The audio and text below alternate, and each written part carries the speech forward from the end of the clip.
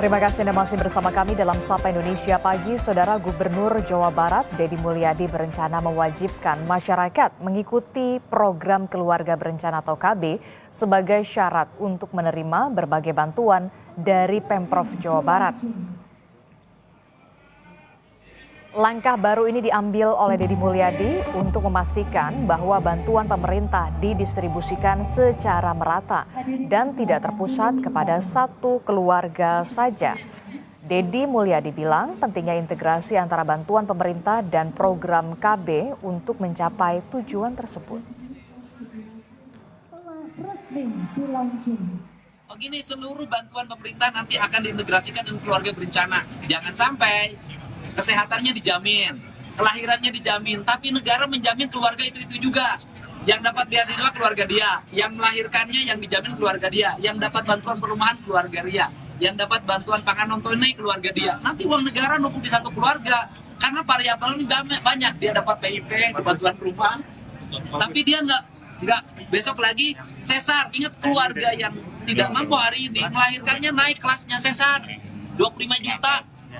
Masa harus terus-terusan 25 juta untuk melahirkan? Itu bisa bangun rumah itu, ya. Makanya berhentilah bikin anak kalau tidak sanggup menafkahi dengan baik. Saudara Gubernur Jawa Barat Deddy Mulyadi berencana mewajibkan KB pria sebagai syarat penerima bansos di Jawa Barat.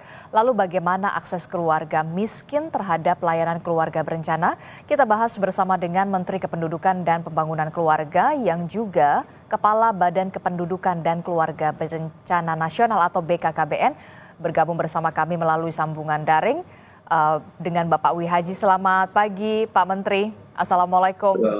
Selamat pagi Mbak Adisti. Waalaikumsalam warahmatullahi wabarakatuh. Iya Pak Menteri, ini kan kalau kita lihat Gubernur Jawa Barat Kang Deddy Mulyadi sudah berencana untuk menerapkan wajib KB khusus pria bagi penerima bansos. Nah, saya ingin tanyakan adalah sejauh ini bagaimana koordinasinya antara BKKBN dengan Gubernur Jawa Barat Kang Deddy Mulyadi untuk penerapan aturan ini, langkah konkretnya?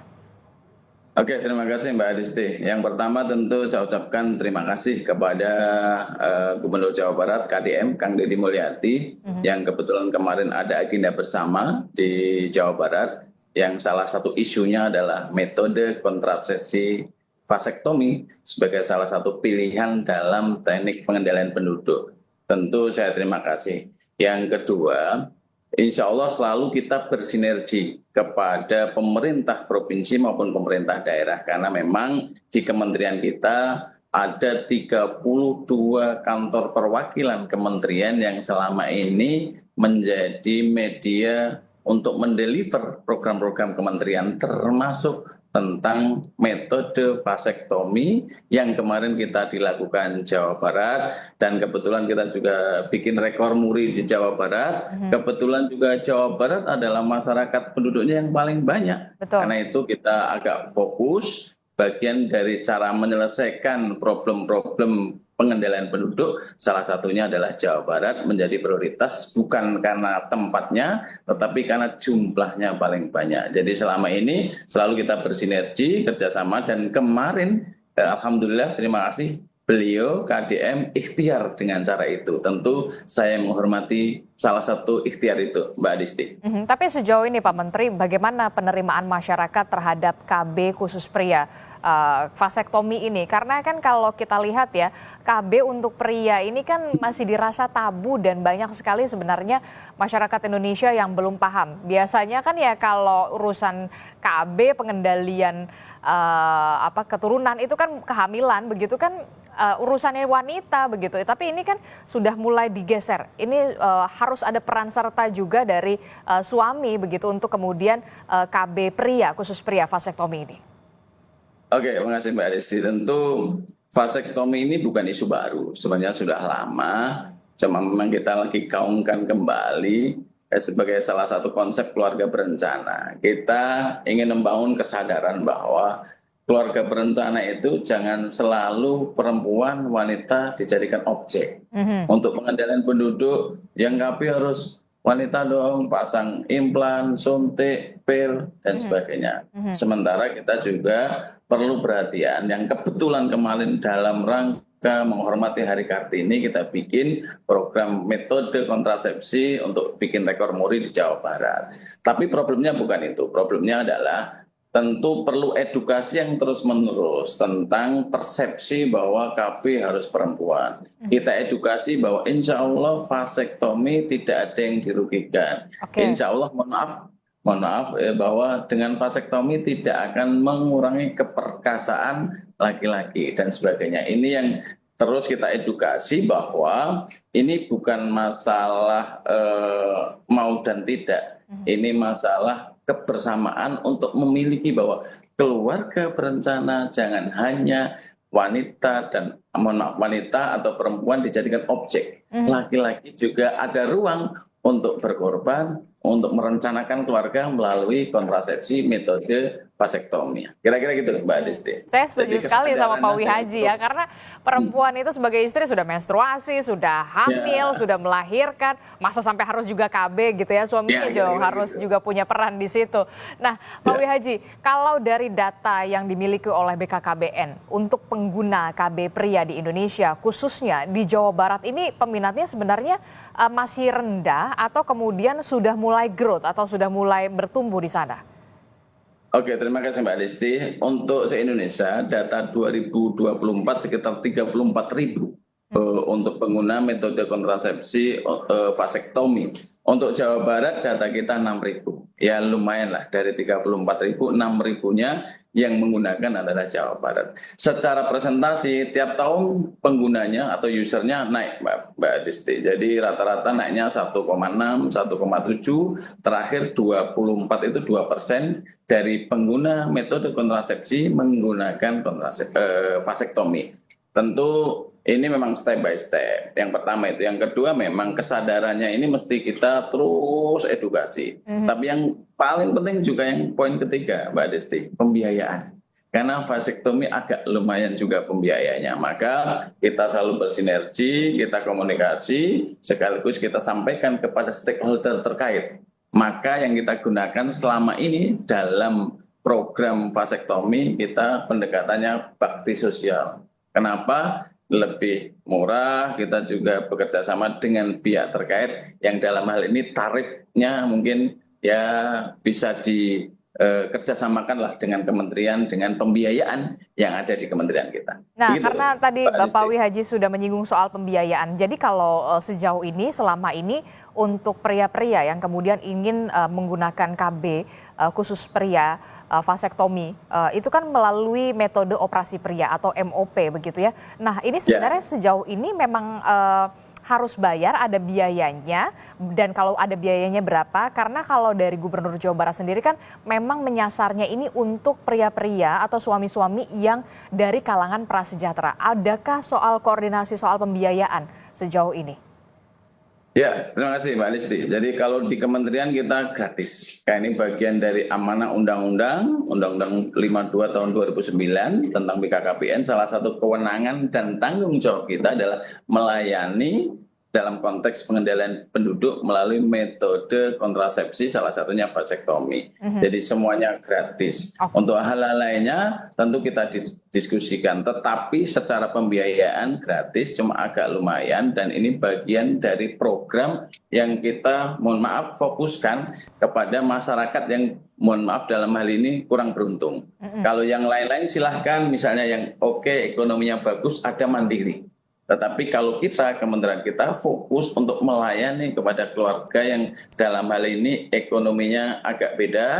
Jadi maka untuk mempermudah layanan tersebut kita gratiskan dan kerjasama dengan pihak terkait. Biasanya dengan pemerintah daerah yang sifatnya baksos. Karena mohon maaf Mbak Desti, kalau nggak baksos kadang di masing-masing daerah punya tarif yang berbeda tentang operasi MOP ini. Karena itu yang kita sering lakukan adalah baksos biar nanti dalam pembiayaannya bisa terjangkau. Kira-kira begitu, Mbak Desti. Oke, saya ingin tanya, berarti kalau untuk pria-pria yang kemudian atau suami-suami yang dari kalangan prasejahtera ingin melakukan atau menjalani menjalani metode vasektomi ini bisa ke kantor atau kemudian mengikuti baksos-baksos yang digelar di wilayah tertentu, diaksesnya melalui BPJS atau seperti apa nanti mekanismenya supaya bisa lebih clear, lebih jelas di sini? Oke, makasih. Jadi biasanya kita dalam melakukan baksos-baksos itu mengikuti momentum. Kemarin momentumnya adalah dalam kerangka memecahkan rekor muri. Kemudian nanti tanggal 7 Mei kita juga bikin program lagi dalam rangka menghormati Hari Buruh. Kita akan melakukan hal itu di pabrik-pabrik, tapi ini untuk perempuan. Tapi juga tidak menutup kemungkinan nanti yang mau melakukan vasektomi kita silahkan. Tetapi memang ini menyesuaikan momentum karena nanti tugas kita melayani dan bekerja sama dengan pihak terkait yang dalam ini biasanya dengan TNI, dengan polisi, karena nanti butuh tenaga dan sebagainya yang ini dalam kerangka mempermudah pelayanan dan mengefektif dan efisien dalam pembiayaan. Kira-kira gitu Mbak Adis. Jadi rata-rata kita lihat momentum. Setiap momentum apa kita bikin, setiap momentum apa kita bikin. Karena tidak mungkin kita melayani satu-satu. Oke, jadi nggak bisa tuh ya, misalkan suami saya bisa tiba-tiba mau vasektomi terus ke kantor BKKBN tuh nggak bisa ya? Nggak bisa, karena ini harus agak rempak gitu. Kalau mau yang seperti itu ya mungkin mandiri. Tapi kan pembiayaannya agak mahal ini. Karena itu saran kita pasti setiap ini kita ada momentum. Dan setiap momentum nanti kita umumkan dan masyarakat sudah tahu. Saya kira karena kita di lini lapangan ada penyuluh yang terus menginformasikan dan ada kantor perwakilan sekaligus ada dinas-dinas di pemerintah daerah yang sudah mengerti tentang program ini. Gitu, kalau untuk melihat informasi untuk gelaran baksos yang dilakukan oleh BKKBN bisa melalui apa Pak? Media sosial atau seperti apa? Atau mungkin ada call center-nya? Ada. Jadi kita setiap ada momentum pasti medsos kita bergerak. Kemudian berbagai institusi kita yang di bawah sampai ke lini lapangan. Kita kan ada 600.000 TPK, tim pendamping keluarga, yang selama ini berkeliling di kampung-kampung untuk memberikan sosialisasi sekaligus menjemput. Misalnya ada yang mau, oh begini caranya, oh ini syaratnya, kan kemudian kalau mau ikut nanti saya antar, saya jemput. Karena kan tidak sembarangan ini. Harus memenuhi syarat. Vasektomi misalnya minimal umurnya 35 tahun, minimal anaknya sudah 2 dan mendapat persetujuan istri ya. Jadi harus matang betul dan ini selalu diedukasi oleh teman-teman petugas lapangan kita melalui penyuluh KB maupun petugas KB maupun TPK, tim pendamping keluarga yang selama ini menjadi petugas lini lapangan dalam program-program Kementerian Kemendikbudayaan. Oke, terakhir karena tadi syaratnya apa saja yang bisa atau apa yang bisa disiapkan bagi seorang pria yang ingin melakukan metode vasektomi atau KB khusus pria ini selain pastinya syarat siap mental tadi. Ya, siap. Jadi gini Mbak Desti, yang pertama kenapa harus umurnya minimal 35? Ya kita dianggap matang, jangan sampai nanti mohon maaf, naudzubillah min dzalik, kemudian ini ada peristiwa sehingga menyesal. Jangan sampai, kan harapan kita sudah oke, istrinya itu selamanya sampai selesai, sampai nanti Tuhan ngambil, maka umurnya harus matang. Yang kedua minimal anaknya harus 2. Kenapa jadi minimal anaknya 2 ya? Ya, 2. Kalau nggak 2 nggak boleh kita vasektomi. Karena apa? Kita punya pikiran jangka panjang, jangan sampai ada apa-apa, sehingga nanti dalam hal ini, dalam konteks kekeluargaan, nanti ada yang meneruskan keturunannya. Kemudian yang ketiga adalah mendapat persetujuan istri.